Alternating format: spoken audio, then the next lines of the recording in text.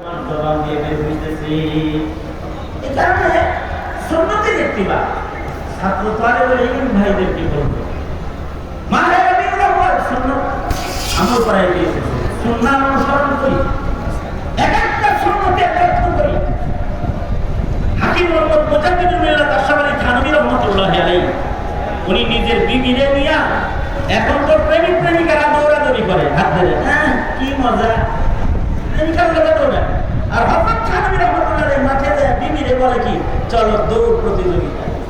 হাকিম মুহাম্মদ থানভী দৌড় দিয়ে একদিন পয়লা দিন হারিয়ে গেছে, পরের দিন আবার আজকাল দৌড়।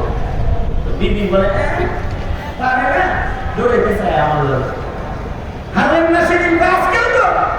হযরত থানভী বিবিরে আজকে ইচ্ছা করে হারাইছে, নবীজি যেমন উম্মুল মুমিনিনকে ইচ্ছা করে হারাইছিল, হারাইয়া জায়গা মতো যায় বলে তিলকা বিতিলকা, বই বাতায় কি হয়েছে, ড্র হয়েছে। হযরত থানভী তখন কাঁদতেছেন। বিবি বলে কাঁদেন কেন? হযরত থানভী বলে তোমার নজর তিলকা বিতিলকার দিকে বরাবর বরাবর শব্দের অর্থের দিকে তোমার নজর, আর আমার নজর হলো নবীজির ওই রাতের দিকে যেদিন নবী বিবির সাথে দৌড় খেলেছে।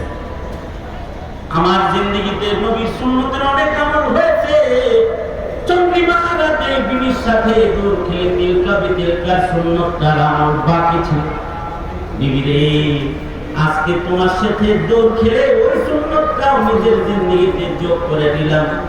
ময়দানে মাহশরের জিন্দেগির কোনো কিছু যদি কবুল না হয়, তো রাতটা দেখায় বলবো, আল্লাহ তোমার হাবিবের রাতের সাথে আমার জীবনের একটা রাতের মিল পাওয়া যায়, এই রাতটা যদি তোমার পছন্দই হয়, তবে আমাকে তোমার হাবিবের আশিক হিসেবে মনে নাও।